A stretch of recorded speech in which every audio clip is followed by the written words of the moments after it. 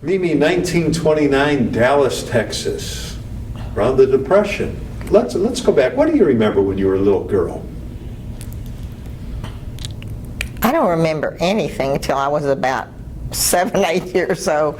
I keep thinking, and I don't remember my sister or my brother. They were 6 and 10 years older than me. But I remember my little girlfriends. Mm-hmm. We all lived on the same street, across the street and 2 doors away. And I mean, that's what I remember. What'd you guys do for fun, you and your friends? We played jacks. We sat on the front porch, and it was hot, but it didn't bother us. We played dolls. We were big doll players. Yeah. And that's what we did. What did your dad do? My dad owned Goodman Produce Company, and he came to this country when he was 13, and he had a horse and buggy. He worked first for Brown Candy Company when he was about 13, 14 years old, and then he had a horse and buggy, and then he had a truck, and then he had a building. Where did he come from? Poland. From Poland. Mm-hmm. Did you ever talk about what it was like coming here, and starting with that horse and buggy and building up to a business? My sister and I talked about it all the time because he never talked about coming from Poland. Mm-hmm. They wanted to forget that, I think. And he was just a child. His older brother there were 5 brothers and 2 sisters. And he brought everybody over one by one, and the parents. And he worked hard, and he walked out of the candy company one day, and he saw a guy selling oranges on the street. And he thought, I can do that. Yeah. And that's how it started. Your mom, was she from here? Or? No, my mother was born in New York. She came here, her father died when she was 9 years old, and her mother, my grandmother, had a daughter that lived in Dallas, and my aunt brought them to Dallas because she was just a little girl. Mm-hmm. And she had a push cart in New York, and they lived with my aunt and uncle at that time. And so your parents met down here? On a hayride. That's great. Did your dad ever tell you why Dallas when he came over? Well, I think because of his brother came to Galveston. That's how they came in, through Galveston. Mm-hmm. And I don't know why they settled in Dallas. Yeah. Do you remember your grandparents at all? Well, I remember my father's mother and father. They died when I was about maybe 10 years old. My mother's mother lived with us till I was 15, and she died right in my mother's arms. And where did you go to grammar school? John Henry Brown School in Forest High School. Mm-hmm. And what was high school life like? Fun.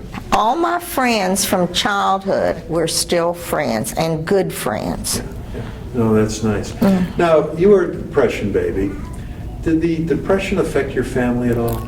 If it did, I did not know about it. Yeah, your folks didn't talk about it at all? Well, no. But we always had everything we wanted. Mm-hmm, mm-hmm. Now, in high school, what were some of the things that you guys would do for fun? High school, you're supposed to study. The girls really dated very young. And we used to go to the Plantation and Luann and see Frank Sinatra and all the big name bands. And that was it. Go riding in the car. Mm-hmm. Mm-hmm. Did you remember when you got your first car? I didn't get a car, but I always had a car available. It was always my mother's car. You remember what kind of car you guys drove back then? She drove a LaSalle. I don't remember what my dad drove. And then she had Packard and all the way, Cadillac, whatever, all of it. Now, after high school, was it college or did you go to work? I went to work. I got married. I didn't go to work. Well, where did you meet your husband?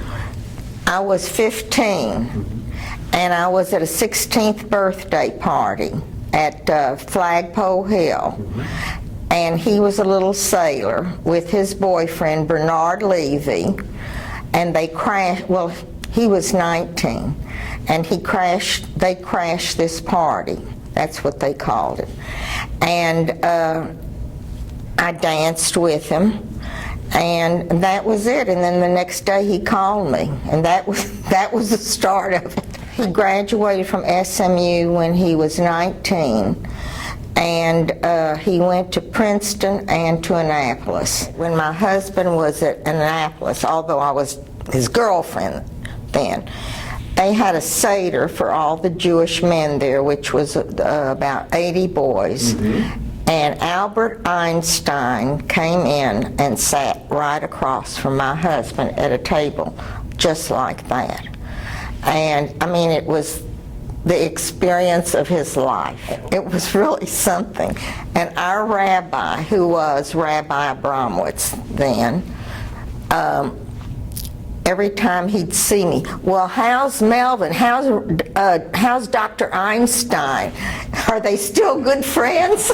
It's cute. Now, did he talk to Dr. Einstein? Oh, yeah. He was very, very nice. He told me he was just lovely. In 1946, he got out of the service, and we married. Now, was he in World War II? Yeah, he never went overseas. And what year did you guys get married?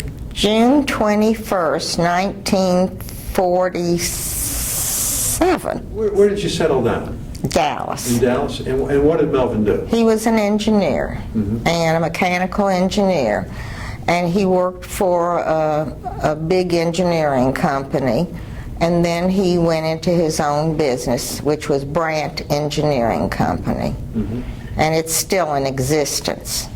And you had your children at a young age? Yeah, just 18. 1 month after I was 19 and 20. And then 5 years later, I had another child. What was it like in Dallas raising young kids when you were young yourself? It was wonderful. Well, my parents lived close, his parents lived close, my sister and my brother, we were a very close family. And we all had children, even though they were older than I. They had their children later because my brother and sister-in-law waited till he got out of the Army. So it happened like that. But all our children are within weeks and months of each other. Talk to me about your involvement with the Jewish community. I belonged to 3 synagogues at one time. I grew up at Shearith, Agudas Achim, and Melvin grew up at Temple, and my mother was very modern. She said to me when we got married, we had 2 rabbis, Rabbi Lefkowitz and Rabbi Abramowitz at our wedding, and she said, Mimi, you do not have to keep kosher just because I do. And my husband said, Mimi, you're going to keep kosher, because if you don't, your mother will not eat in our home. And I did for 40 years. I would belong to the Shearith Israel, to the sisterhood, to the temple, to the Shearith Israel temple. I was president of Mizrachi Women in Dallas. Sunday school things, I did everything when my kids were young that you're supposed to do. Your dad's business grew into a very big business. He was a really hard worker and a very fine man. Were you involved with the business at all? No, my brother. Your brother? My brother and my brother-in-law, Jack Goodman and Joe Goldman. And they were in the business. Yeah. And then my dad had a heart attack when he was about 52 or 3, something like that. And Jack and Joe ran the business. It was a produce company, and then they had goodies from Goodman. In fact, the state fair, I should have brought that picture. It shows a big display. It's the first time the state fair ever let anyone do a display like that. And my dad was so talented. He was very artistic, and it was beautiful. And it had the people that worked there selling the fruit. It was really beautiful. And I don't know what date that was, but I was probably about 14 or 15. What was the happiest time in your life? I had a very wonderful life. Yeah. I really did. We had hard times. I mean, we had 3 little babies and 3 children in private schools at one time. And I mean, my husband never borrowed a cent. We did it. And we had a very happy life. We took nice trips, took our children on nice trips. You know, it was wonderful when I had my children. I always said I was never going to college. I love children, and to this day, I love children and babies. And I always said I was going to get married and have babies, and I did. What makes you the most proud? Well, my children are really wonderful. I have unbelievable daughters. Yeah. And I have a wonderful son. I'm very proud of my children. Yeah. And I have 2 unbelievable son-in-laws. Yeah. Now, in your lifetime, you've lived through so many momentous occasions. Of course, your family made it through the Great Depression, World War II when you were a young lady. Did World War II affect your family at all? Well, my brother went off, but he didn't go anywhere. I mean, he was in San Antonio the whole time. Jack Miller, who lived across the street from me, that's the only thing that really affected me. I was like 12 years old. Yeah. And that was Henry Miller's brother, and we lived right across the street, and he was a hero, but he was killed in the war. And it was a horrible thing, because he was gorgeous and he was sweet. Yeah. And I remember the night, it was the late afternoon that they got a telegram. It was awful, and that really affected me. As time went on, there was the Vietnam War, there was the Kennedy assassination. Well, that was the day of my son's bar mitzvah. The day on Saturday, on Friday, I was going to the beauty shop, and the radio was on. My sister and brother-in-law, Francis and Joe, were going to the place downtown where they had the luncheon for Kennedy. They were there waiting for him to come. And I heard it on the radio, and it was a terrible thing. And that night we went to shul, and Jack Ruby, they said he had yurtzeit, and he was there in the shul. Well, we were at shul because my son wanted to go to Shearith Israel, and that's where he was bar mitzvahed. And Jack Ruby was there for his mother's yurt, so that all went together. Wow. And it was a terrible tragedy. Now, did your family, did you know Jack Ruby? My husband did some air conditioning for him. Jack Ruby, of course, shot Oswald. That's right. It's going to be 50 years that my son was bar mitzvahed, and we didn't have those big bar mitzvahs.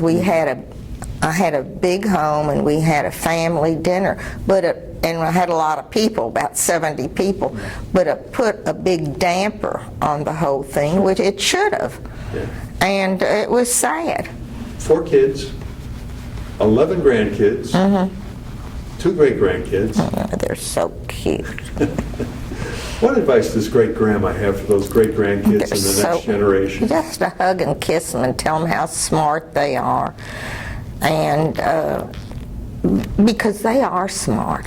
I mean, they're real smart.